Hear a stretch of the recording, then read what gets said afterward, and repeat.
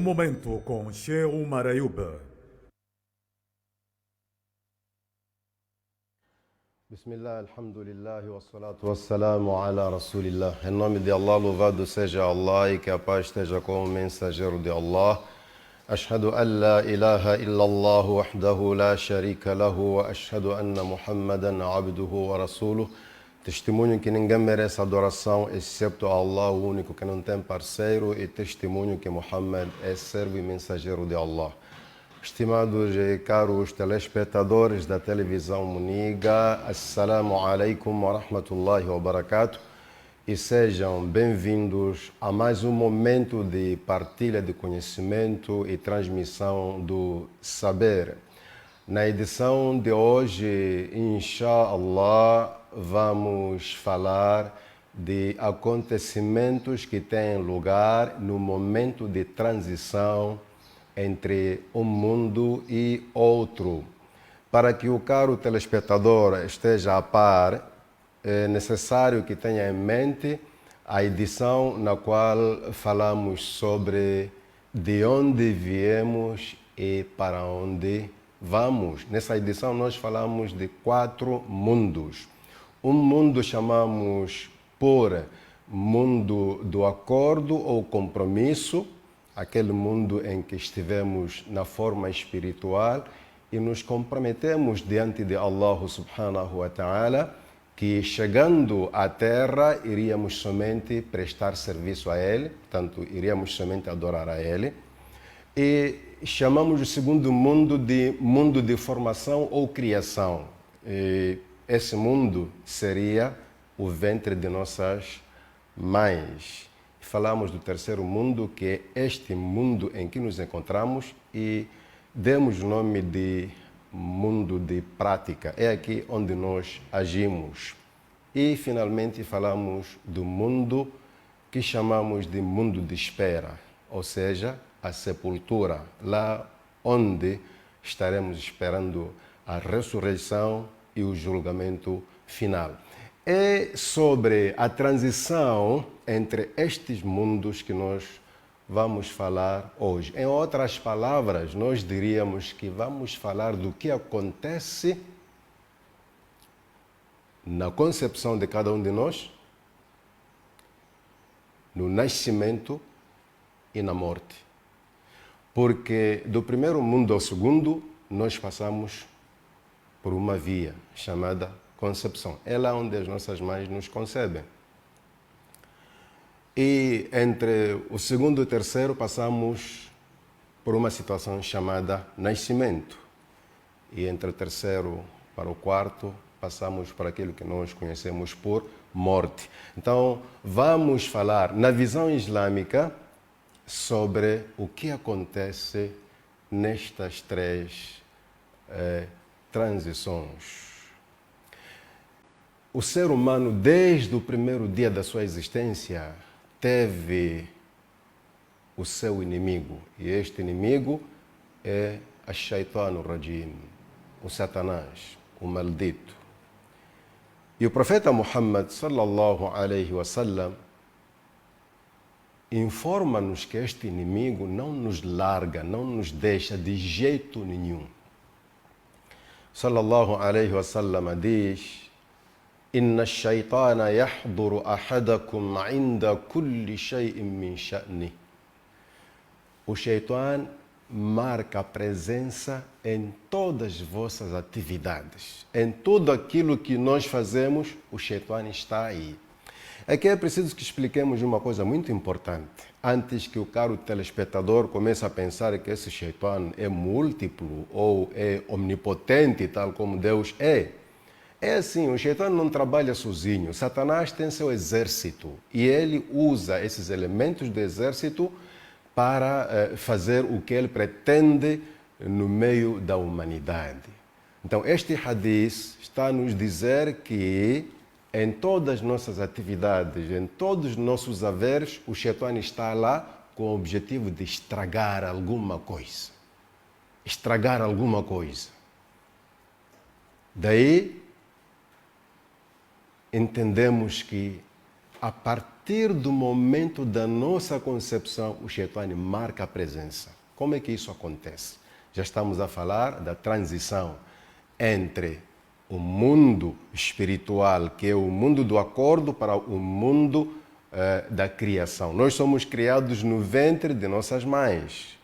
E para a nossa criação, passamos por um processo que é um conjunto de acontecimentos que representam a reprodução. Para a reprodução acontecer, passamos por uma situação chamada fecundação, ou seja, é necessário que haja uma interação entre seres humanos de sexos diferentes. Diretamente indo ao assunto, estamos a falar daquela união íntima entre nossos pais. O que é que o Shaitan faz nesse momento para tentar concretizar o seu objetivo, que é desviar e destruir o homem?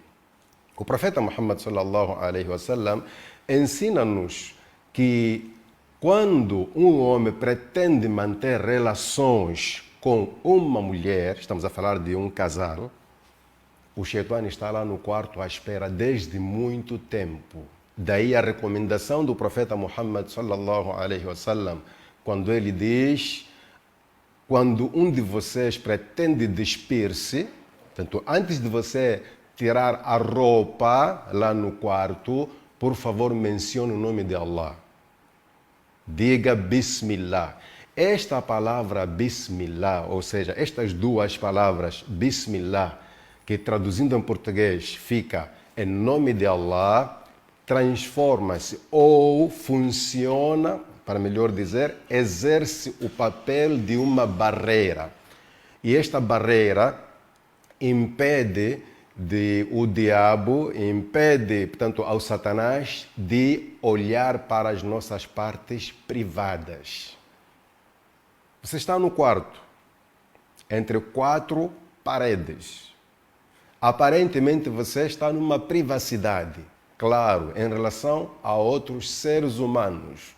Em relação a criaturas invisíveis, como os jinn, por exemplo, o jinn é a classe de criaturas a que pertence o Satanás. Você não tem como se privar deles, senão usando palavras de Deus, o Criador. É daí que o profeta Muhammad a.s. diz, tanto o que protege a parte íntima humana dos demônios é a frase Bismillah. Diz Bismillah antes de se despir, antes de tirar a roupa. Nessa situação aí, nesse momento, o Shaitan fica perturbado, já não consegue ver a sua parte íntima. Não se esqueça, caro telespectador, que estamos a falar de uma situação que nos leva à concepção de um ser humano. Em seguida, sim, o Shaitan não vê a vossa parte privada, mas ele ainda continua lá no quarto. Por quê e para quê? Ele continua lá porque fez um juramento. Naquele dia em que o Satanás foi, portanto, expulso do paraíso, ele falou muita coisa, fez muitas promessas. E o que ele pretende, estando aqui, é concretizar essas promessas. Uma das promessas é que ele disse diante de Allah: لَأَقْعُدَنَّ لَهُمْ صِرَاطَكَ الْمُسْتَقِيمِ. Eu estarei armadilhando, eu estarei criando emboscadas, eu vou armadilhar, vou criar situações em que esses servos, esses seres humanos, no fim irão seguir a mim. E ele disse, virá do lado direito, do esquerdo, da frente, pela trás. Isso para dizer que o Shaitan fez um juramento forte no sentido de não deixar em paz o ser humano. Então, você disse Bismillah e criou barreira, claro, uma barreira espiritual, e o Shaitan já não consegue ver a sua parte privada, ele vai continuar a apalpar. Ele consegue vos ver, simplesmente a visão dele está impedida de alcançar a vossa parte íntima. Nessa outra tentativa, o que ele vai fazer? Aí o profeta Muhammad sallallahu alaihi wasallam diz: "Lau anna ahadakum", se um de vocês mencionasse o nome de Allah, e aqui a menção é outra, aquela prece é de impedir o Shaitan de ver a sua parte íntima. Tem uma outra prece que impede o Shaitan de fazer parte do vosso ato. No Alcorão, o Shaitan prometeu que faria parte na concepção dos humanos. Uma das explicações nos diz que, neste momento de relação íntima, se a pessoa não menciona o nome de Allah, o Shaitan faz parte, portanto, participa desta relação. Como é que isso acontece? Os nossos teólogos, os que mais entendem esta religião, dizem que naquele momento íntimo, quando o Shaitan descobre que você não menciona o nome de Allah, portanto você não pede proteção a Allah, ele enrola-se do jeito que nós não percebemos. Estamos a falar de uma criatura invisível, de uma outra classe de criaturas, portanto criaturas chamadas jinn. Ele enrola-se em volta do órgão reprodutor, queria dizer, do homem. Enrola-se e com isso participa no ato. Estamos a falar de situações espirituais, caros telespectadores. Mas o que ele pretende com isso? Ele quer que, caso haja concepção naquele dia, a nova criatura tenha alguma coisa da sua essência, portanto, da essência satânica. É como quem diz, eu quero misturar alguma coisa lá para nascer um pequeno demônio.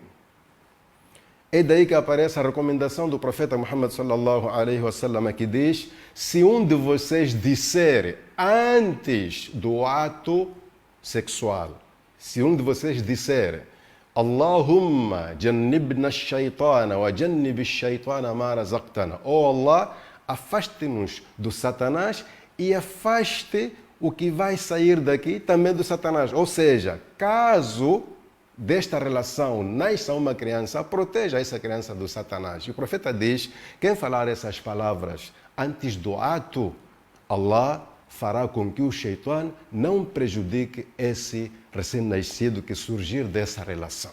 Estamos a falar aqui de uma prece. Estamos a falar aqui de lembrar-se de Allah subhanahu wa ta'ala em todos os momentos. É claro, daí surgem algumas dúvidas, mas em que fase? Como é que deve ser mesmo? Esse dua é quando a gente se deita logo, ou é quando a gente já está pronto a fazer aquilo, ou é durante? É muito simples, irmão. Nós temos muitas preces que devemos recitar quando vamos nos deitar. As preces de proteção contra feitiço, contra maus olhares, contra invejosos, aquelas preces que nós fomos recomendados a recitar antes de nos deitarmos, todas elas nós recitamos assim que nos deitamos. Recita aquilo, faça o que você fizer e pronto, está protegido. Esta prece de que estamos a falar agora, o seu momento certo é prestes àquilo, prestes àquilo. Tudo bem. Isto é o que acontece no momento de transição do ser humano, do mundo espiritual para o mundo da criação. Estamos a falar do momento de ato íntimo. O Shaitan sabe que o ser humano passa por esse processo. Então, quer aproveitar aquele momento desta passagem. Já que ele prometeu que não deixaria em paz ao ser humano, então este é um momento oportuno. Daí nós aprendemos que, afinal, precisamos de uma proteção contínua do nosso Criador, na medida em que sabemos que o nosso inimigo também não nos deixa.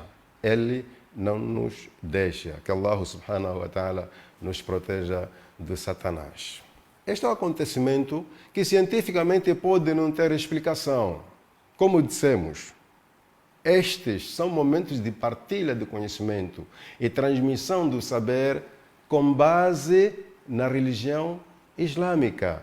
É claro que todos nós sabemos que a ciência, o seu trabalho é investigar e trazer as coisas à tona, tipo, está aqui, o que acontece é isto, mas há áreas que a ciência, não vou dizer a ciência, vou dizer, há áreas que os cientistas não têm, como dizemos aqui na Nampula, não vem way, não tem como você saber o que acontece. São coisas totalmente espirituais. Esta é a primeira fase, ou seja, é o acontecimento que tem lugar na transição entre o mundo espiritual ao mundo portanto, da criação. Em seguida, o que acontece na transição, portanto, do mundo da criação para um mundo da prática, ou seja, no nascimento. Uma boa parte desta fase nós estudamos, tanto no ensino acadêmico. Sabemos o que acontece durante o parto, por que a criança chora, por que portanto, a bolsa rebenta, essas coisas todas, materialmente, nós já temos a informação. O que nós temos a transmitir, portanto, neste momento, é dizer que algo acontece que a ciência, se calhar, pode não concordar, mas não discorda com a realidade. O que é que o profeta Muhammad sallallahu alaihi wasallam diz sobre o nascimento? Uma dor que lhe leva a gritar. Às vezes não é nos flancos, às vezes é aqui no umbigo. Ele, enfia o dedo ali e a criança sente uma dor e grita.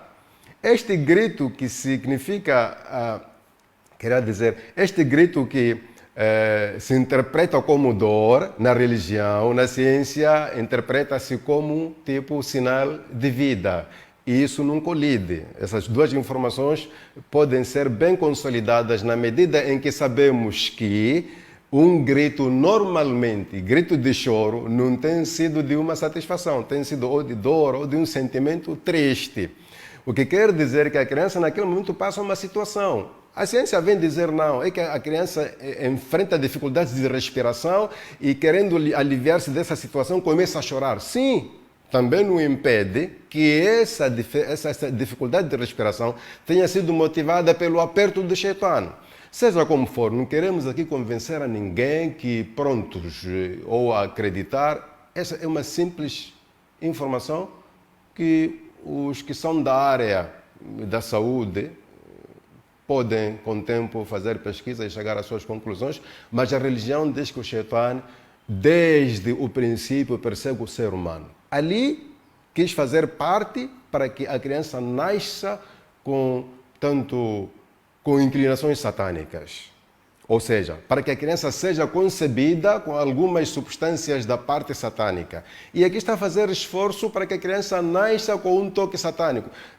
Talvez a intenção do Satanás seja de matar a criança logo antes, portanto, de sair fora do hospital ou do lugar do parto, mas também não deixa de ser uma tentativa no sentido de desviar a parte espiritual desta criança. Esse é um dos acontecimentos na transição entre o segundo mundo ao terceiro.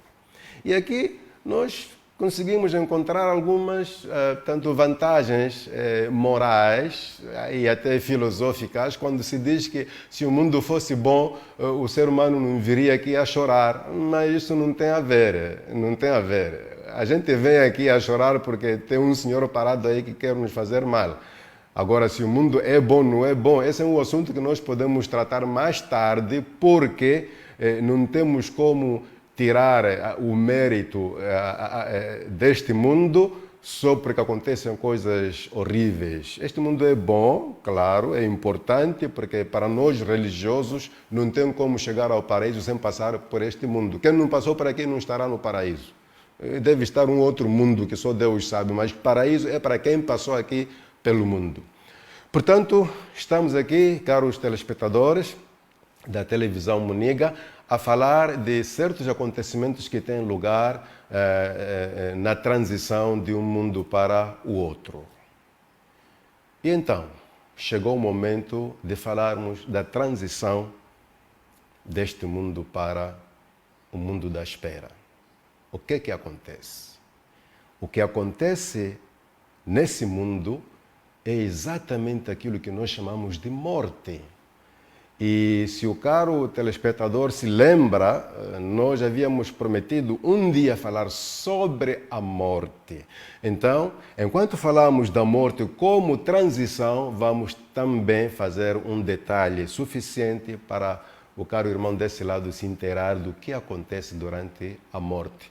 Nós voltaremos daqui a poucos minutos, porque vamos para um intervalo aqui na edição de hoje do seu programa, onde partilhamos o conhecimento e transmitimos o saber com base na religião islâmica. Até já, jazakumullahu khairan.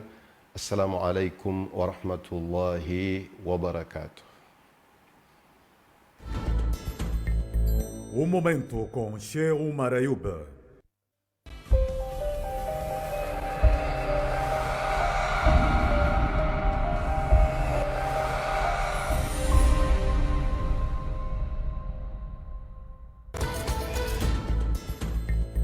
Um momento com Sheikh Omar Ayub. Bismillah, alhamdulillah, wassalatu wassalamu ala rasulillah. Mais uma vez, caro telespectador, assalamu alaikum wa rahmatullahi wa barakatuh. E seja, mais uma vez, bem-vindo à segunda parte do momento de partilha de conhecimento e transmissão do saber com base na religião islâmica. Estamos falando na edição de hoje sobre acontecimentos que têm lugar durante a transição de um mundo ao outro. Falávamos na primeira parte da transição, portanto, que nós chamamos em linguagem vulgar de nascimento. O que acontece no nascimento de uma pessoa? E aqui um facto muito curioso e interessante mesmo é que quando o profeta Muhammad sallallahu alaihi wasallam fala que o Satanás tanto não larga o homem, até no ato da sua concepção, no seu nascimento, ele está lá. Aqui no nascimento temos duas exceções, ou seja, duas pessoas não passaram por essa situação, ou seja, o Shaitan não conseguiu atacar, não conseguiu tocar nestas duas pessoas. Quem seriam estas pessoas e qual foi o motivo do Shaitan não conseguir tocar nelas? O profeta Muhammad sallallahu alaihi wasallam diz: "Illa Maryam wabnaha." Quem ficou isento desse toque satânico é a Maria, a Virgem Maria, e o seu filho Jesus, que a paz esteja com ambos. Como é que isso aconteceu? A história vem de longe. A mãe de Maria, portanto, a avó de Jesus, quando ela concebeu, tanto da Maria, fez uma invocação a Allah subhanahu wa ta'ala, pediu a Allah que protegesse a criatura que se encontrava no ventre dela e a sua descendência. Nós sabemos que a descendência de Maria termina por Jesus. Jesus não teve filhos, a não ser que falemos dos filhos que ele terá na sua próxima vinda. Então, Allah no Alcorão diz: "Fataqabbalaha rabbuha biqabulin hasanin." Allah aceitou esta invocação e protegeu Maria. Quando a Maria nascia, o Shaitan não conseguiu tocar nela, assim como Jesus, quando nascia, o Shaitan não conseguiu tocar nele. Allah subhanahu wa ta'ala fala no Alcorão que ele superioriza um sobre outro. Isso no meio dos mensageiros ou no meio de pessoas simples como nós. Allah sempre tem isso de levar um a uma categoria acima de outros. Esta é uma exceção que eu gostaria de não deixar de fora enquanto falamos deste assunto. Em seguida, vamos falar da transição do mundo da prática, ou seja, deste mundo para o outro, que é o mundo da espera. Estamos a falar da morte.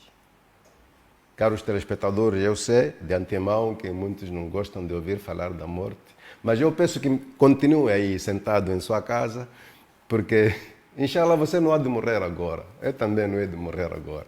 Não pense que falando da morte, mas por que morte? De muita coisa que se pode falar. Não, hoje vamos falar da morte, porque a morte é a transição deste mundo para o outro. E nós estamos a falar do que acontece nessas transições. Primeiro vamos definir o que é isso de morte. Vamos tentar entrar assim. A conversa vai começar assim. O que é morte? Quantos tipos de mortes existem? Comecemos com esse segundo subtema. Quantos tipos de morte existem?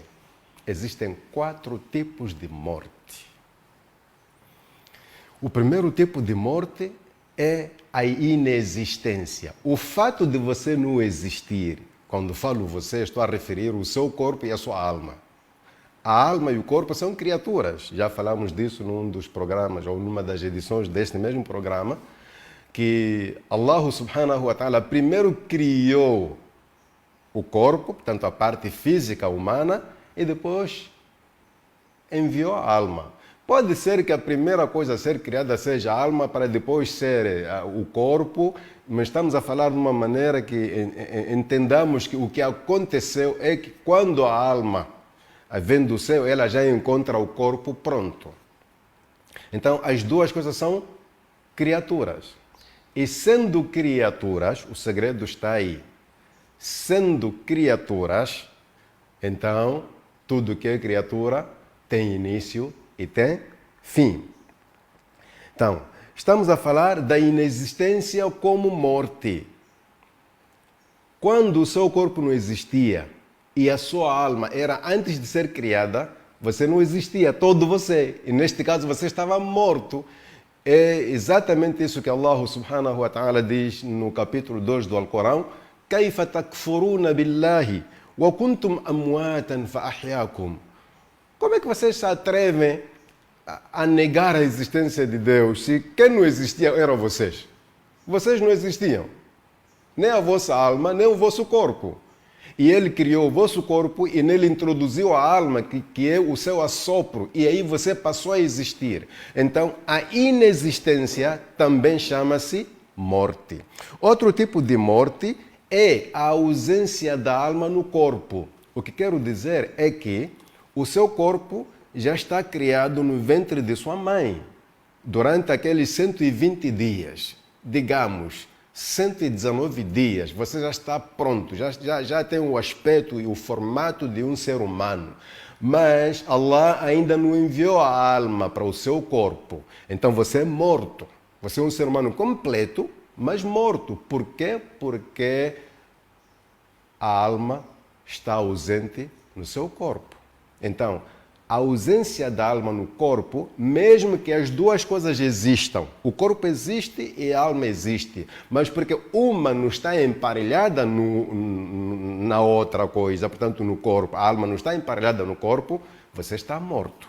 Este é o segundo tipo de morte. Existe o terceiro tipo de morte que nós chamamos de dormência. Aquele estado em que a pessoa se encontra a dormir, também é um tipo de morte. Mas antes disso, deixe-me provar a partir do hadith do profeta Muhammad sallallahu alaihi wasallam sobre este segundo tipo de morte. O profeta sallallahu alaihi wasallam nos conta sobre as fases embrionárias e diz que o ser humano, de princípio, isso no ventre da mãe, de princípio, ele aparece em forma daquela gota de sêmen, aquela que se agarra, aquela estranha, e passam 40 dias. A gota se transforma em um coágulo de sangue, passam mais 40 dias. Depois, este coágulo se transforma em uma carne que parece mastigada, depois passam uns 40 dias. E depois daí aparece esta carne pendurada, de onde vai surgir o osso e aí o resto da criação. São fases embrionárias. O profeta, alayhi salatu wassalam, no fim diz: ثُمَّ يُرْسَلُ إِلَيْهِ الْمَلَكُ فَيَنْفُخُ فِيهِ الرُّوحُ. Depois envia-se o anjo da vida que vai assoprar a alma para o corpo deste. Aqui a linguagem é muito clara. Vai assoprar, quer dizer, vai introduzir a alma no corpo. Antes da introdução você estava morto. Em seguida, vamos falar da terceira morte, ou terceiro tipo de morte, que é a dormência. Allah subhanahu wa ta'ala diz no Alcorão: الله يتوفى الأنفس حين موتها والتي لم تمت في منامها فيمسك التي قضى عليها الموت ويرسل الأخرى إلى أجل مسمى. O que nos interessa aqui é esta parte onde ele diz: الله يتوفى الأنفس حين موتها والتي لم تمت في منامها. Allah subhanahu wa ta'ala recolhe as almas das pessoas quando chega o tempo de morte de cada um. Cada um tem o seu tempo, dia, momentos e situações de morte. Nesse dia Allah retira a alma. Mas existe um momento em que Allah retira a alma a alma antes do tempo de sua morte. Que momento tem sido este? É o momento da dormência. Sempre que nós dormimos, nós estamos mortos. Por isso mesmo o profeta Muhammad sallallahu alaihi wasallam diz: "An-nawmu akhul maut". A dormência é irmã da morte. Tanto dormir e morrer são irmãos. Eu não sei se não são gêmeos. Gêmeos por quê? Porque as coisas acontecem assim. Você não explica como é que dorme e também não explica como é que você morre. Por isso ele mesmo dizia: "Innakum tamutuna kama tanamun". Quando chegar o momento de morrer, será como dormir. Veja o poder que essa coisa chamada dormir, o sono, o poder que tem. Você tenta e não resiste, acaba dormindo. E o mais engraçado é que você não sabe explicar como dormiu. A ressurreição também será assim, será como acordar. Então, o dormir é um tipo de morte. Olha, e é morte mesmo. Por isso nós fomos ensinados, assim que acordamos, falar umas palavras que apontam para essa morte. Alhamdulillahi alladhi ahyani ba'dama amatani wa ilayhi an-nushur. Louvado seja Allah que me reviveu depois de me ter dado a vida, a morte, ou seja, depois de ter retirado a minha alma. O que muitos não sabem é que a pessoa a dormir está morta. É este tipo de morte que nós podemos chamar cientificamente uma morte corporal e não cerebral. Portanto, o cérebro fica inconsciente, mas você continua vivo a respirar, o seu sangue está a circular, mas você está fora de si. O que é que acontece nesse momento? O que acontece quando nós dormimos é que assim que nós perdemos a noção das coisas, Allah subhanahu wa ta'ala terá recolhido a nossa alma e segurado lá onde Ele está. Neste ato de segurar, Ele está a avaliar se dá para devolver a vida ou fica aqui de vez. Por isso deparamos com a situação de pessoas que morrem a dormir. Você não sabe o que aconteceu. Estava a conversar, jantou, assistiu televisão, telejornal, depois foi se deitar e dali, pronto, acordou. Aliás, não acordou. Disse, amanheceu e ele morto. Porque se tivesse acordado já não estaria morto. Por quê? O que aconteceu com esta pessoa é que Allah, quando Ele decide, depois de recolher as almas naquele processo de dormir, Ele vê que este senhor já não dá para viver mais. Ou pelos atos, pelo comportamento, ou fica aqui. E você fica. Por isso merece agradecimento o ato de você acordar todos os dias, quando você se estica ali e mostra que já está saudável. Mano, você estava morto. E veja a misericórdia de Allah subhanahu wa ta'ala. Este acordar de todos os dias, um dia não vai acontecer. Porque o irmão mais velho também está aí de perto. Quando você morre, quando você dorme, o morrer está aí de perto. E temos aí uma novidade muito boa mesmo. Por que no paraíso não se dorme? Porque lá não se morre. Onde não se morre, não se dorme. No paraíso não se dorme. Aí você pode imaginar, então será a terra de sono, né? Não, sem sono, sem problema. Você não dorme. O trabalho ali é só desfrutar daqueles prazeres lá. Não tem essa coisa de dormir. Dormir é coisa mundana. Porque a morte não chega, tanto o sono não chega onde não se morre. Então, estivemos aqui a falar, caro telespectador, dos 4 tipos de morte. Temos a morte, que é inexistência, a morte, que é ausência da alma no corpo, a morte, que é dormência, e temos a morte prática, de que vamos falar com mais detalhes, inshallah. Por quê? Por que nós vamos nos concentrar? Por que vamos focar esta morte prática? Porque essa aqui vai em concordância com o nosso tema. Nós estamos a falar de acontecimentos que têm lugar durante a transição de um mundo para outro. E para nós sairmos desta terra para a sepultura, nós passamos por esse processo, por essa coisa chamada morte. Então, eu estava a adiantar os tipos de morte para o caro telespectador ficar mais abalizado sobre esse tema. E não há razão para você ficar assustado, porque não adianta você ter medo da morte, porque você acaba morrendo. Mesmo eu a falar aqui, posso morrer, não sei o que vai acontecer consigo lá, o que você vai fazer. Não tem como. Então, deixe-nos falar desta coisa que realmente um dia nós viveremos. Que Allah subhanahu wa ta'ala nos proteja sempre. Falando mesmo da morte, temos aqui algumas perguntas. Como é que se define a morte? O que é morte? Sabe, a morte é simplesmente a separação da alma do corpo. Quando a alma se separa do corpo, aí acontece a morte. Do mesmo jeito que a vida começa quando a alma é introduzida no corpo, o oposto é que é a morte. Temos o anjo da vida ou o anjo da alma e temos o anjo da morte ou o anjo que retira a alma. Estes concordam. Um faz o que o outro não faz. Este trouxe, aquele tira. Então, quando se separam a alma e o corpo, o que acontece chama-se morte.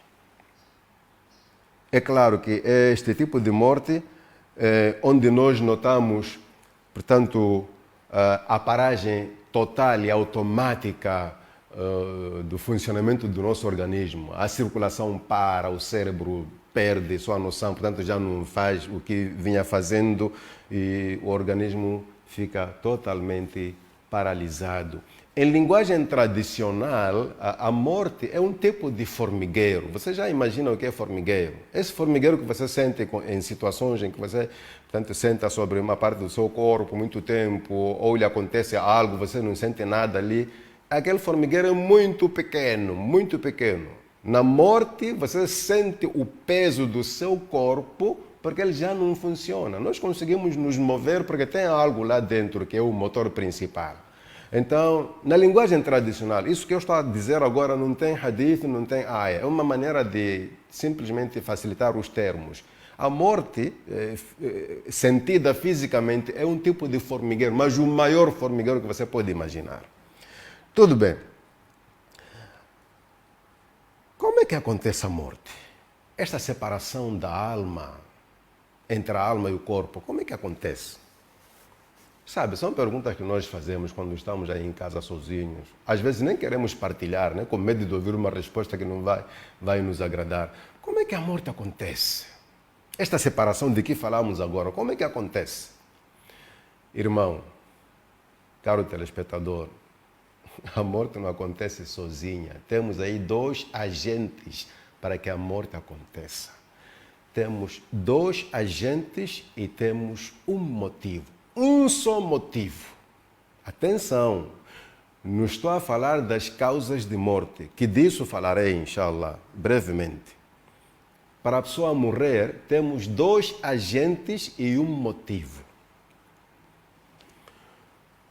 Os agentes, o primeiro chama-se a morte. Portanto, a morte é uma criatura. É algo visível, simplesmente quem vê é aquele que está para morrer.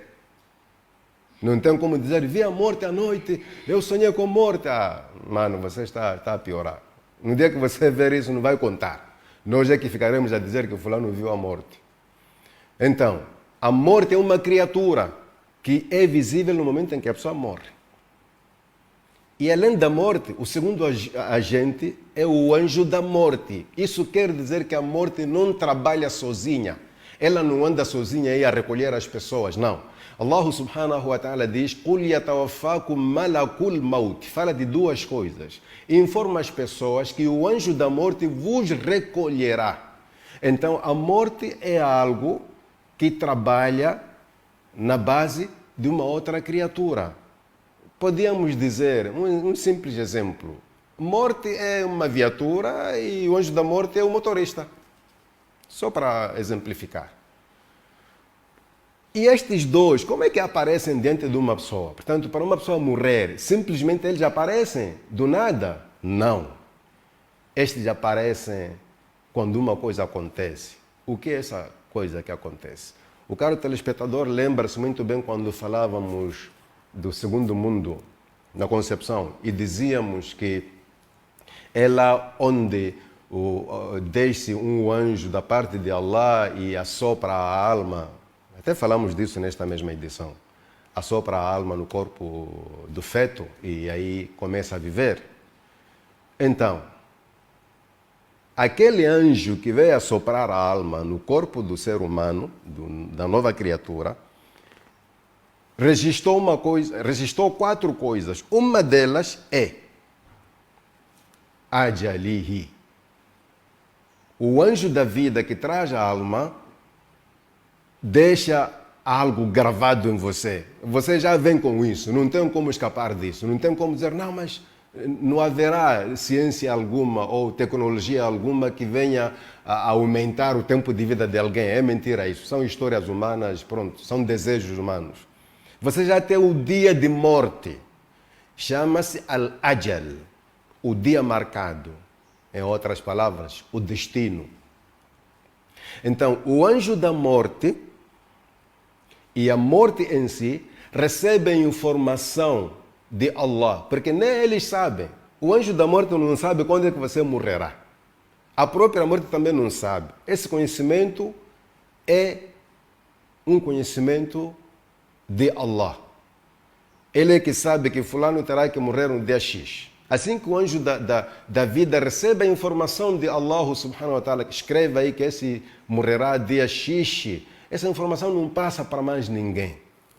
Se calhar mesmo o anjo da vida, o anjo da alma morre, não, esquece. Allah é que sabe mais. O que nós sabemos é que quem tem conhecimento dessas coisas é somente Allah.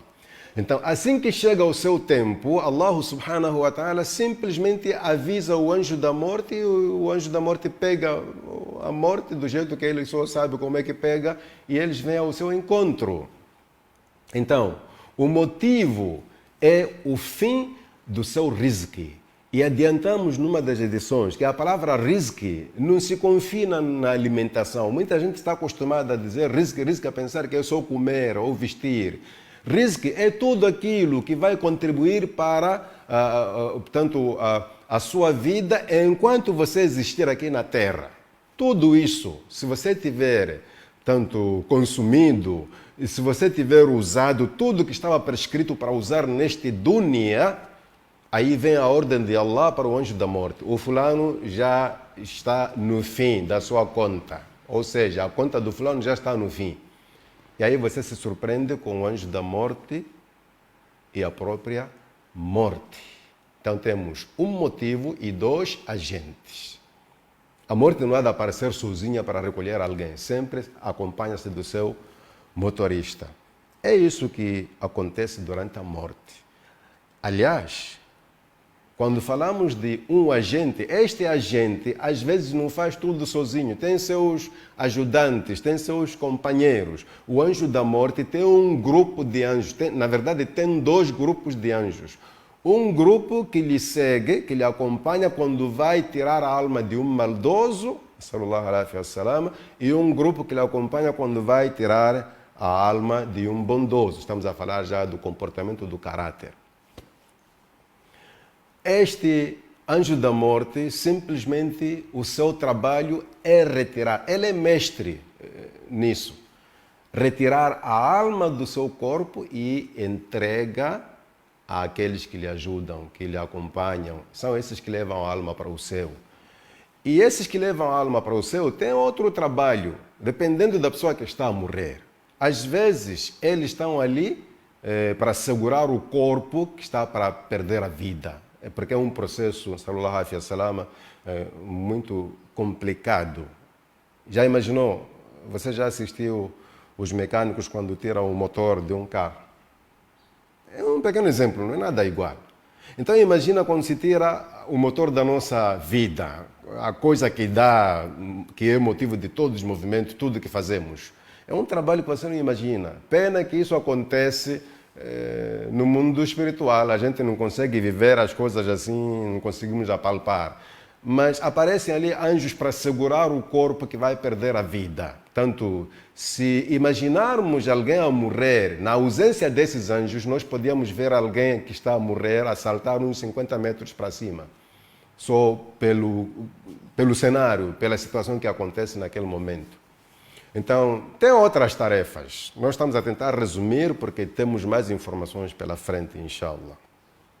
Então, o que acontece é que o anjo da morte aparece com a morte em sua mão e ele simplesmente lhe mostra. Sabe o que a morte não quer?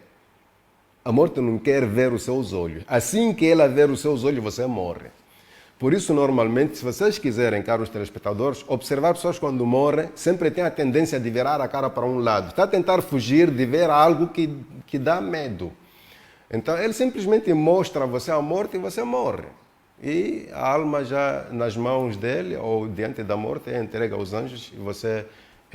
É isto que está a acontecer, não é simplesmente só a morte como corpo, é também a morte da própria alma. Quando se diz que a alma morre, é no sentido de que a saída da alma do corpo é morte, porque ela só vive no corpo. Enquanto ela estiver fora do corpo, a alma está morta. Ela só vive com o corpo. É assim que Allah fez. As duas coisas vivem juntas. Por isso mesmo na ressurreição, Allah subhanahu wa ta'ala diz: وَإِذَا النُّفُوسُ زُوِّجَتْ. O que vai acontecer primeiro é o emparelhamento das almas nos corpos, porque essas duas coisas não vivem sozinhas.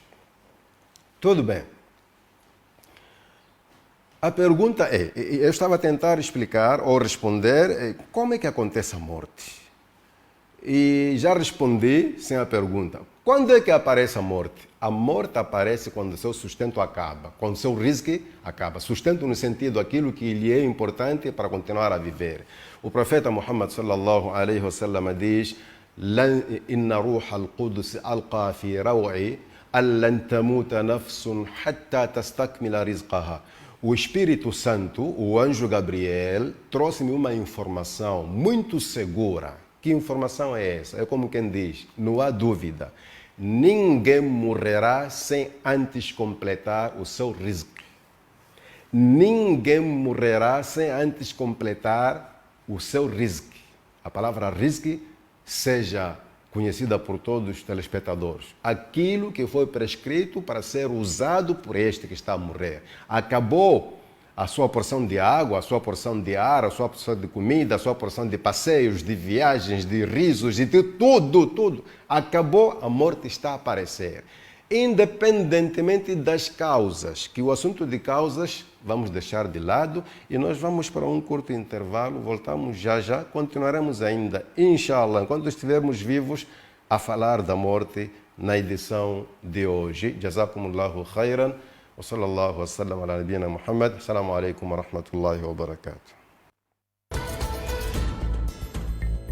Momento com Sheikh Omar Ayub.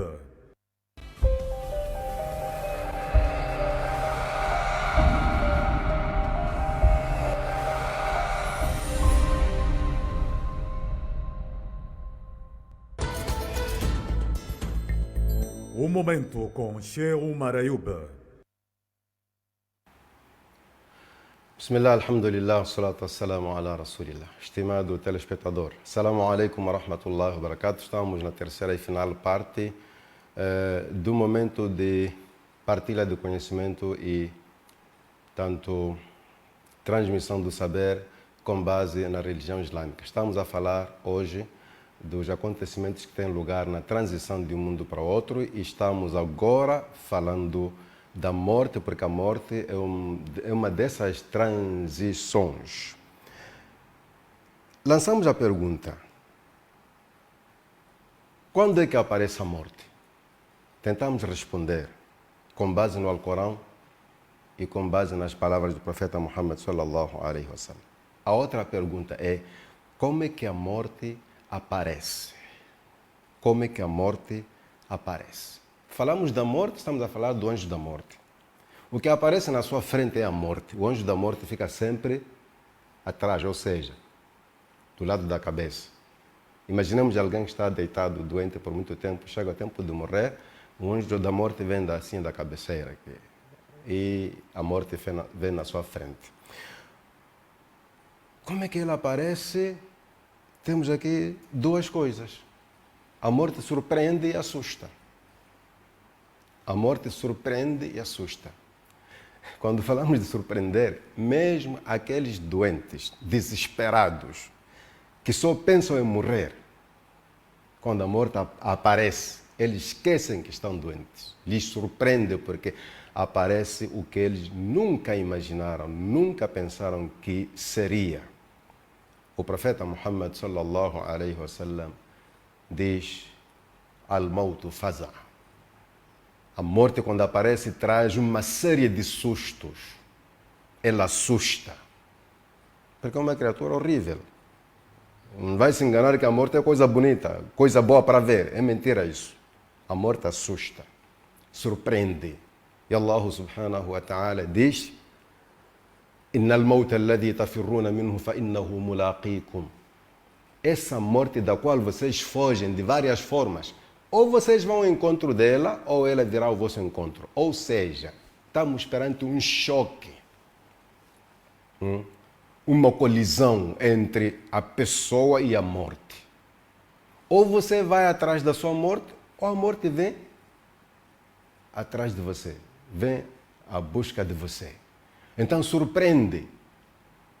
Caros telespectadores, mesmo aqueles que Allah subhanahu que nos proteja, nos afaste desse tipo de morte, mesmo aqueles que se matam, aqueles que se enforcam, quando chega o momento de encarar a morte, eles se assustam como se não tivessem a intenção de morrer. Isso porque quando nós concebemos essa ideia de morrer, temos uma coisa ao contrário da realidade. Vai lá morrer do que sofrer. Mas quando a morte aparece, você se arrepende. Porque o que aparece é o que você não esperava. Nós vivemos aqui nos enganando, cheio de ilusões. Morte é descanso. Não é descanso para todos. Claro que é descanso. Não é descanso para todos. Então, no momento de morrer, mano, você assusta. E o primeiro sinal de susto é o jeito que você abre os olhos. Allah subhanahu wa ta'ala diz: Kal fa idha bariqa al-basar. Quando a morte aparece, a pessoa assusta de um jeito. E este susto que leva a pessoa a abrir os olhos tem uma relação, se o caro telespectador lembra-se, quando a alma pela primeira vez foi introduzida no corpo do nosso pai Adam, a primeira coisa que despertou foi a vista. E Allah diz: assim como começamos, terminamos assim. Quando Allah começa uma coisa, termina assim. Mesmo quando formos a falar do universo, do jeito como o universo foi criado, também será destruído do mesmo jeito. Assim que a alma foi introduzida no corpo de Adão, a primeira coisa que despertou foram os olhos, abriu os olhos, sinal de vida. E quando a morte aparece, você encara ela, a primeira coisa é que você abre os olhos do jeito que você nunca abriu na vida. As pessoas que estão ali presentes, se ficarem atentas, sabem que algo está aqui a acontecer. Atenção! Existem exceções, mas eu ouvi alguém morrer, nem abriu os olhos. Eu vou lhe contar o que acontece, irmão. O que acontece é que existem pessoas que quando morrem são tão apertadas que nem os olhos conseguem se abrir. Mas o normal é que a pessoa abre os olhos de uma maneira que nunca abriu. Só para dar exemplo, imagine esse caro telespectador. Você está a caminhar, está naquelas vias lá do bairro, onde o caminho é apertado. Do nada surge uma cobra grande que você nunca viu na sua frente. O que é que você faz? A primeira coisa é abrir os olhos.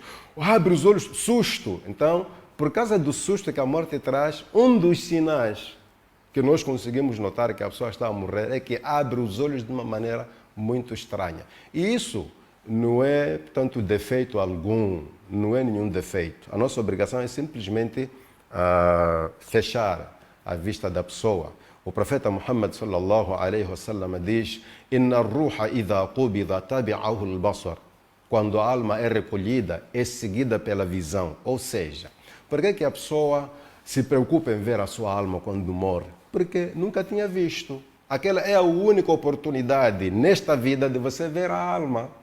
Nós vivemos sabendo que temos a alma, mas vivemos curiosos. Como é que a alma é? Será que tem um aspecto da nossa figura? Tem braços? Tem o quê? E isso Allah diz: a alma é do conhecimento do Senhor e mais ninguém. Então, pela primeira vez, você vê a sua alma quando morre. Não há aparelho que pode mostrar a alma de alguém. Essas coisas que a gente vê aí na internet, a alma sair, são histórias de mau gosto. A alma é invisível, simplesmente é visível para a pessoa que está a morrer. Cada um só vê a sua alma, segundo as informações do Alcorão e as informações que nos vêm do profeta Muhammad sallallahu alaihi wasallam. Então, como é que aparece a morte? Ela surpreende e ela assusta. Outra pergunta. Qual é a sensação de morrer mesmo? Quando a pessoa morre, o que é que sente? Eu já imagino o caro telespectador aí a pensar que eu já experimentei, que vou falar de algo que já vivi. Não, são informações que a gente aprende na religião e nós confiamos nessas informações e nós viveremos isso. Qual é a sensação de morrer? Temos aqui duas principais, outras podemos não falar. Duas principais. Sensação moral. Quando a pessoa morre, fica triste. Mesmo que se trate de uma pessoa do paraíso. A tristeza aqui não tem a ver com o destino. A tristeza tem a ver com aquilo que nós chamamos de desperdício. É que quando a pessoa morre, já tem um mínimo de informação do seu destino. Já sabe que isto que está acontecendo aqui, a viagem não é boa ou é muito boa. Então, por que todos ficam tristes quando morrem? Sejam as pessoas do paraíso, sejam do inferno. Simplesmente por causa do tempo perdido. Eu teria feito isto para agradar a Allah, hoje eu estaria a ganhar isto. A pessoa fica triste. Por isso o Alcorão nos diz que todo ser humano, quando morre, embora a gente não perceba, ele fala algo no sentido de pedir a Allah para que a sua morte seja retardada. Allah subhanahu wa ta'ala diz, quando a morte chega a uma pessoa, diz, Rabbirji'un, oh Allah, me devolva. Talvez se tu me deixares umas semanas vivo, eu faça alguma coisa daquilo que eu não pude fazer. E a coisa mais triste aqui na morte é que você pode pedir, você seja o que for, além dos profetas que também quando morrem nem querem ficar aqui, querem morrer mesmo, Allah não lhe diz sim. A resposta sempre é não. Allah subhanahu wa ta'ala nos informa que quando a pessoa morre fica triste pelo desperdício do tempo, da saúde, de coisas boas. Você se ocupou muito tempo na fofoca, informações que não lhe dizem respeito. Aquele tempo seria para dizer subhanallah, alhamdulillah, agradecer a Allah, glorificar Allah, enaltecer o nome de Allah. Isso tudo há de vir no momento da sua morte. Você há de ver que gastou mais tempo em coisas fúteis do que em coisas que podiam lhe ser úteis na vida do além. E aí vem a tristeza. Então a sensação moral é essa, você fica triste. Os outros ficam tristes porque não fizeram nada, aslan, de vez, não fizeram nada. Por isso, quando se diz que a pessoa diz, oh Allah, retarde minha morte, nem todos dizem no mesmo sentido. Outros dizem para que aumentem o que fizeram, outros dizem para começar. Por isso, na outra passagem do Alcorão, Allah subhanahu wa ta'ala diz, ó crentes muçulmanos, temam a Allah, deem caridade o que vocês têm antes que apareça a morte, porque nesse momento mesmo o crente diz o quê? Laula akhartani ila ajalin qarib. Oh Allah, eu gostaria que me deixasse por algum tempo, depois vem me buscar daqui a 2 meses. E Allah diz, não. Wala yuakhir Allahu nafsan idha jaa ajaluha. Quando chega o tempo de morte, quando o ajal aparece, esqueça que Deus venha responder esse dua de oh Allah, me devolva.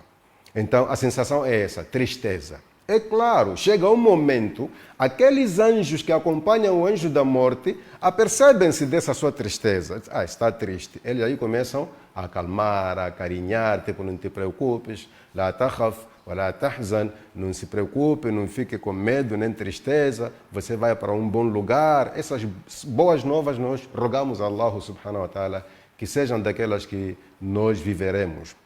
Mas a realidade é que a pessoa quando morre fica triste. Além daquele choro que nós conseguimos notar na pessoa, além daquela tristeza, além daquelas lágrimas, estamos a falar de uma tristeza espiritual, porque naquele instante a pessoa já está na área de uma outra vida. Está a transitar, está numa ponte, consegue ver onde vai e de onde sai. Esta é a sensação moral. Temos a sensação física. O que é que a pessoa sente quando morre? E aqui vem a explosão. Vem a explosão por quê? Porque a morte dói. A morte dói. mesmo aos profetas dói. É claro que sabemos que existem pessoas que Allah ameniza a sua dor, existem fatores que levam para uma morte menos dolorosa, mas dolorosa é. A morte dói a valer. O profeta Muhammad sallallahu alaihi wasallam, além das informações antecipadas, ele deixou-nos já saber quando ele morria. Ele disse: Inna lil mauti la sakarat. A morte tem duas características. A sensação física que você sente é que ela dói e embriaga. E Allah subhanahu wa ta'ala, numa passagem do Alcorão, diz: reparem a quem morre, do jeito que ele vira os olhos, faz entender muito bem que o homem está embriagado. E aqui a embriaguez você não imagina. Não há droga alguma que pode chegar ao nível de embriagar alguém mais que a morte. Com a exceção um pouco do parto. O parto é a única coisa que, se pudéssemos medir a distância da sua dor em relação à dor da morte, seria a coisa que aproxima. E isso não é para todos. Isso quem sabe são as mulheres. E Allah é tão misericordioso que aquele momento é curto. Se fosse muito prolongado, ninguém voltaria do hospital do parto vivo. Mas Allah diz o quê? Thumma sabila yassara. É Allah que facilita o parto. Não há malandrice, não há saúde, não há nada. Naquele momento ali, Allah é que facilita a saída daquela criança. Caso contrário, a coisa termina em situações mais tristes. Portanto, a sensação é que a morte dói. A morte dói mesmo. Nós podemos assistir à morte de alguém tanto que para de respirar tranquilo e tudo. Não se engane, irmão. Não se engane. A pessoa ali está a passar situações que você não imagina. A outra prova que mostra que a morte dói, quando o profeta Muhammad sallallahu alaihi wasallam morria, estava ali a filha, a Fátima, estava perto, e viu a dificuldade que ele estava a enfrentar, ela disse: "Ó Karbah, que dor, meu pai." E o pai disse: "Não haverá mais dor para o seu pai depois deste dia. Depois daqui não tenho mais sofrimento. Estou a passar aqui por uma situação que todo ser humano passa." Portanto, podemos fazer uma pequena comparação. Por que a morte dói? Será que a alma vive enraizada em nosso corpo, que para tirar é preciso muito trabalho? Claro, ela vive enraizada, ela circula no nosso corpo, como não sabemos, mas que Allah subhanahu wa ta'ala nos informou sobre isso é verdade. Há pessoas que pelo seu comportamento enfrentam dificuldades na retirada da sua alma, porque ela é tirada com muita força. Allah subhanahu wa ta'ala fala de dois grupos de anjos, de que já falei há pouco tempo. Um grupo que segue o anjo da morte. Quando a pessoa é maldosa, esta pessoa encara anjos duros, rígidos, sem misericórdia, que com a permissão do anjo da morte retiram a alma de uma forma muito feia. Que Allah subhanahu wa ta'ala esteja lá para nós nesse dia. E em seguida, qual é o maior desafio durante a morte? O maior desafio quando a pessoa morre, lembre-se, caro telespectador, que estamos a falar de transição. E o Shaitan não nos deixa em nenhum momento. E o momento de transição desta fase, que é a morte, é o momento em que o Shaitan fica mais preocupado. Tipo, já tentei desviar essa em vida, agora está para morrer. Se eu não ganho aqui, nunca mais. Aí aparece o Shaitan. Aí aparece o Shaitan. Esse é o maior desafio. Você está a encarar a morte. Os anjos estão ali. A alma está para ser tirada. E está aí o inimigo, ele personificado do jeito que ele aparece, em forma de seu pai, sua mãe, sei lá o quê. Mas ele aparece ali para fazer as suas últimas tentativas. Há quem pode dizer não. O Shaitan também aparece na morte. O hadith está claro. Inna shaitana yahduru ahadakum inda kulli shay'in min shay'in. O Shaitan marca a presença em todas as coisas que vos dizem respeito. E a morte também nos diz respeito.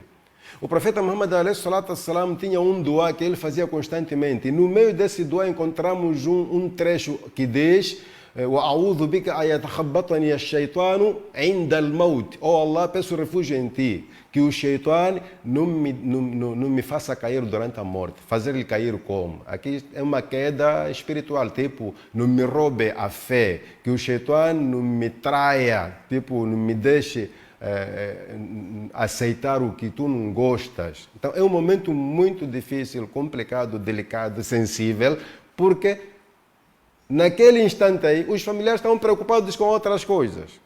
É preciso entender o que é que uma pessoa passa quando morre, que é para você saber comportar-se. As pessoas estão ali a gritar, mamãe, mamãe. Você está a atrapalhar cada vez mais aquela pessoa. Aquela pessoa está num momento em que precisa ficar concentrada. Está aí o Shaitan a apresentar suas crenças erradas para que você escolha e morra com elas, essas coisas todas. O profeta Muhammad sallallahu alaihi wasallam neste dua nos faz entender que é um momento muito complicado. E tem outro dua, ele diz, quando vocês estiverem a fazer a oração, não esqueçam de pedir refúgio a Allah contra as tentações da morte. O que é tentação de morte? Tentação da morte são aqueles momentos em que o Shaitan marca a presença e ele começa a lhe incitar, assim como prometeu. Começa a lhe incitar a rejeitar a fé. Por isso tem sido muito difícil a pessoa, por exemplo, pronunciar a shahada. Por quê? Porque tem alguém ali a atrapalhar. Que Allah subhanahu wa ta'ala nos dê essa sorte de pronunciar a shahada no momento certo. Então, estamos a falar, portanto, da transição de um mundo para outro e chegamos a esta última transição que nos levou a falar da morte. Agora vamos falar um pouco sobre as causas de morte. Aqui cada um pode dizer o que acha melhor, segundo sua experiência. Morreu de doença, de acidente de aviação, não, de AVC, alta tensão. Fale o que você quiser, você não estará errado. Por quê? Porque as causas de morte são incontáveis. Cada coisa na sua frente pode ser motivo da sua morte. Cada coisa em sua casa pode ser motivo da sua morte. Cada coisa que lhe deixa alegre pode ser motivo da sua morte. Cada coisa pode ser motivo. Então, não precisa ser mestre, sheikh, o sábio. Você fala de tudo como motivo de morte, você está certo. Só que a nota importante aqui, quando falamos de causas de morte, é saber que as causas de morte são provocadas pela presença do anjo e da própria morte. E eu vou dar aqui alguns exemplos. Não é que às vezes nos espantamos, às vezes ficamos admirados, às vezes ficamos sem entender. Mas como é que este acidente aconteceu? Um carro que vinha a 30 km por hora, 30 abaixo do aconselhável, em via pública, 30 numa linha reta, portanto, a estrada plana. Mas como é que aconteceu? Não houve nenhum choque. Aqui você vai perceber quando eu falo que os motivos da morte são provocados pela presença do próprio anjo da morte. Aquele susto de que falei acontece aqui. Eu só vou dar um exemplo para você entender certas situações. Imagina alguém está a conduzir, calmo, tranquilo, não está bêbado e ele está a controlar a situação. Do nada o homem acelera o carro e se bate com uma parede ou um cajueiro. O que é que aconteceu? O que é que houve?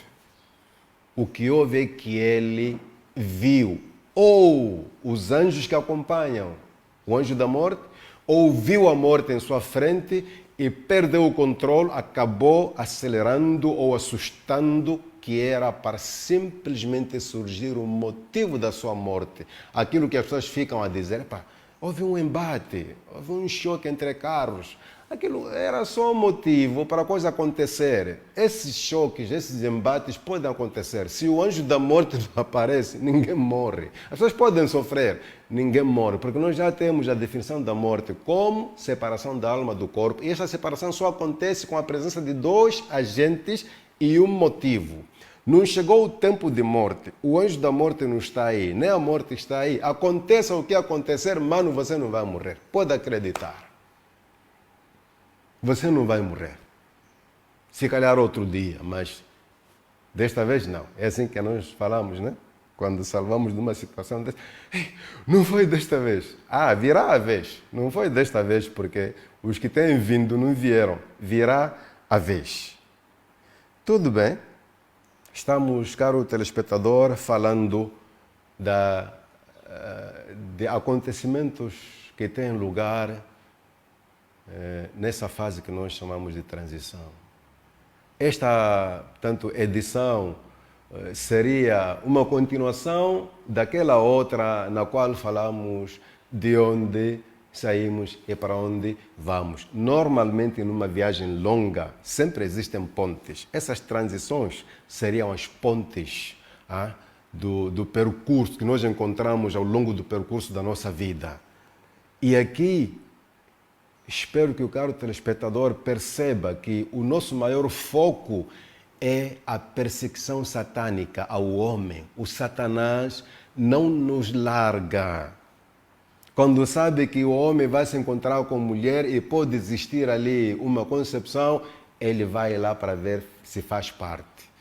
Lá no hospital, por mais que por dia nasçam 50 mil crianças, os demônios também aparecem nesse mesmo número, para não deixar ninguém nascer sem que eles mexam.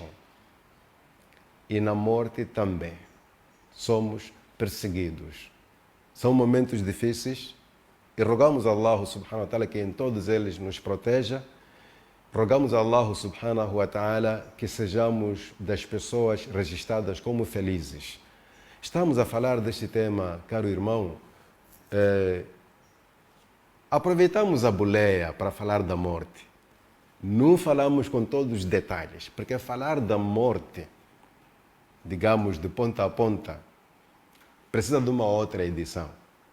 Eu fiz essa promessa, não sei se chegarei a cumprir, porque também sou uma pessoa que morre, mas se estiver em vida ainda, um dia falaremos sobre a morte com detalhes do Alcorão e da Sunna. E espero que nesse dia você esteja vivo, acompanhe e se prepare, porque o maior fruto de escutar algo sobre a morte é saber preparar-se. Nós nos preparamos em tudo que queremos, fazemos em tudo que queremos alcançar. E temos aí essa viagem que se vai por via morte. Também exige uma preparação. Voltemos um pouco para trás para falarmos de um aspecto que tem a ver com essas transições todas. Dizia eu de princípio que os ensinamentos que nós recebemos, portanto, as informações que nós recebemos do ensino acadêmico podem estar a aparecer, colidir, podem estar a aparecer que contradizem aos ensinamentos religiosos. Mas presta atenção. Tem uma coisa muito importante quando você fala de religião. Sabe, a ciência se ocupa muito a estudar o visível, o apalpável. A religião nos traz informações da parte onde a ciência não consegue chegar. E poucas vezes encontramos tanto um paralelismo aí, quando a ciência está ao lado da religião, assim, aparentemente. O que acontece é que com o tempo os cientistas descobrem, depois de muitas pesquisas, que aquilo que a religião falou realmente é isso. E qual é o segredo? O segredo aqui é que uma coisa que vem de Deus para você é diferente daquilo que você consegue por um esforço próprio. Os cientistas fazem esforço, pesquisas, e às vezes não conseguem um resultado razoável, concebível. Os profetas receberam a informação da origem, portanto, do próprio Deus, que é o dono da ciência, que é o dono do universo. E em nenhum momento seria possível Allah subhanahu wa ta'ala, que criou o universo, nos dar informações que contradizem o que nós vemos no universo. Por isso o princípio islâmico que diz que toda pesquisa ou fato científico nunca vai contradizer o Alcorão, pelo fato de a ciência pertencer ao revelador, ou seja, ao dono do Alcorão. Portanto, não é necessariamente preciso que o caro telespectador se convença que aquilo que ele falou, de facto, é apalpável. Nós vamos falando coisas que você não vai perceber. Se calhar vai perceber quando estiver a morrer. Por isso a nossa religião tem como base al-iman bil ghaib. Nós cremos no invisível desde que a informação sobre esse invisível venha de Deus, do livro de Deus, venha do profeta Muhammad a partir das suas palavras e conversas autênticas, que também tem mentiras por lá. Existem pessoas que, se calhar muçulmanas, têm essa coragem de inventar. O profeta disse, quando na verdade não disse. O que estamos a tentar transmitir para si, caro telespectador, são verdades convincentes e que talvez, em algum momento, nós sentimos que, sim, isto acontece. Você já perdeu uma criança? Alguma criança já morreu em suas mãos? Você já olhou como é que ela se comportou? Você já viveu de perto a morte de alguém, seja por acidente de aviação ou por morte de doença, assim, já? Será que uma dessas coisas que eu mencionei aqui você não notou? São situações difíceis. Para nós, basta a crença, para nós, basta a fonte fidedigna, para nós, basta a informação que venha do Alcorão. Caro telespectador, estamos a caminho do fim do nosso programa. A edição de hoje é sobre os momentos de transição de um mundo para o outro. Falamos de 4 mundos.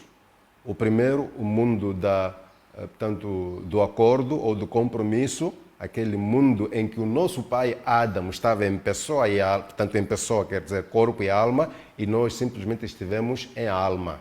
É lá onde ele nos viu, nos conheceu, de modo a que, chegando hoje, por exemplo, ele iria reconhecer a todos nós. Se supormos que Adão fosse ressuscitado hoje, não negaria a nenhum de nós. Ele ia aceitar a todos nós, porque ele já nos viu nesse mundo do acordo, neste mundo do compromisso. E falamos do mundo da formação ou criação, porque nós somos formados. Quer dizer, materialmente, no ventre de nossa mãe, é lá que nós somos criados, e falamos do mundo da prática, porque é aqui onde nós agimos, é aqui onde virá o resultado, ou seja, é daqui que resulta o nosso destino.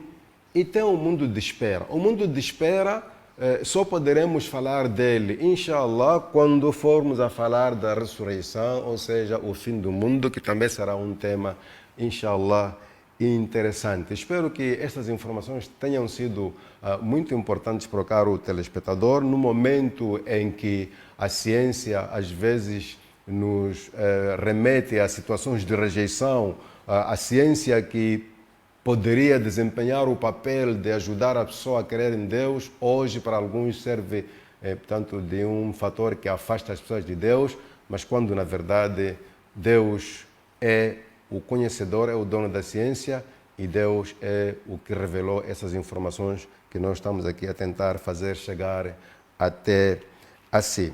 Então, dizíamos, voltamos para trás só para falar desta perseguição satânica ao homem.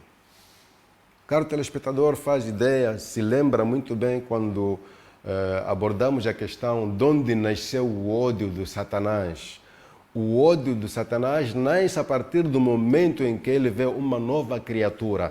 E é engraçado que esta criatura não era nova totalmente, porque antes do surgimento, antes da criação do ser humano, Allah subhanahu wa ta'ala mandou uma informação às criaturas, portanto, avisou, reuniu os anjos e o Satanás estava lá nesse tempo e deixou essa informação que ele iria criar um outro ser que passaria a viver na Terra. Então, por natureza maléfica do Satanás, ele não gostou dessa informação e quando viu as coisas acontecerem na prática, o seu ciúme levantou até um nível insuportável e ele acabou desobedecendo a Allah subhanahu wa ta'ala.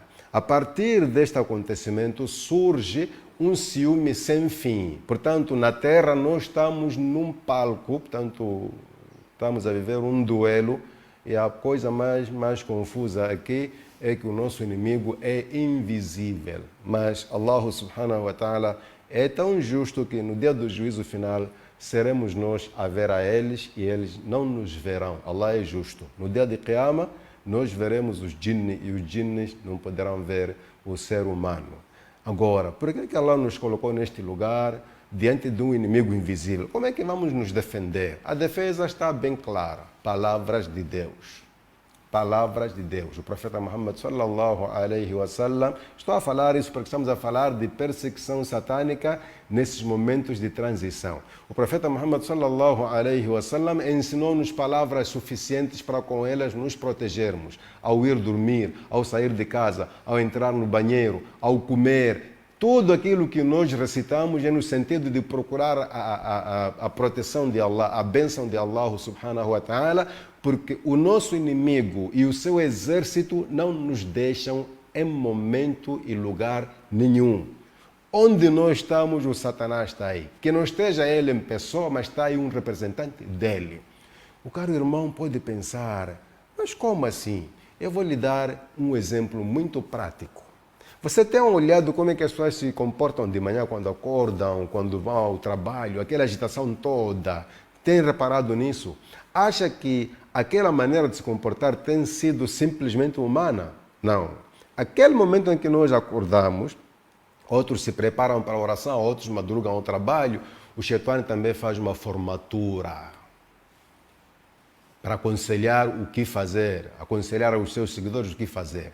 Ele faz a questão de cada ser humano ser perseguido naquele dia por 3, 4, 5 ou mais demônios. Se nós pudéssemos ver o número de demônios que andam a nós atrás, eu juro por Allah que nenhum de nós passaria um minuto sem pedir proteção a Allah subhanahu wa ta'ala. Razão pela qual que na nossa religião o profeta Muhammad sempre nos recomenda, não deixem de mencionar o nome de Allah. Recordem sempre a Allah, porque a recordação a Allah subhanahu wa ta'ala serve de arma contra os demônios. Você já imaginou entrar numa batalha sem arma?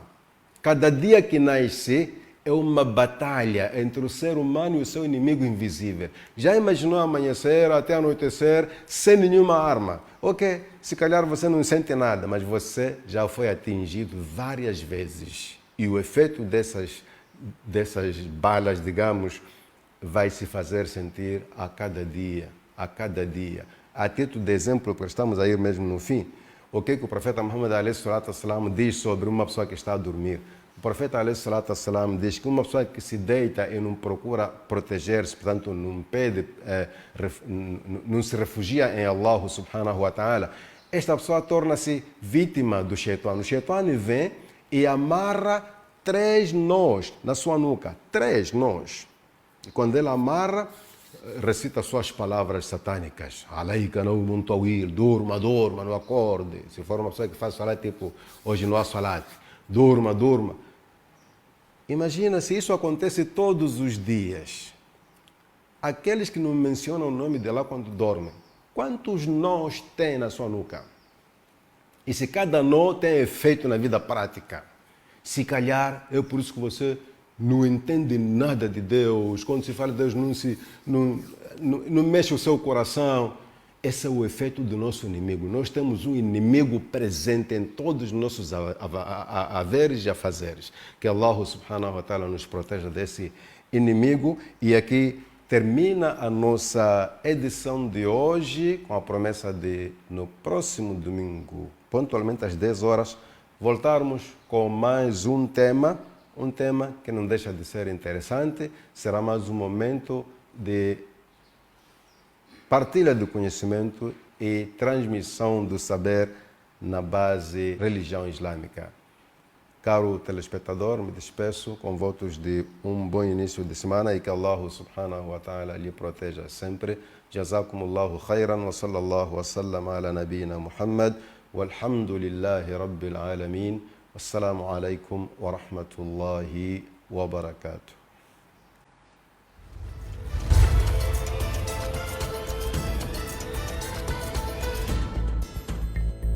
Um momento com Sheikh Umar Ayub.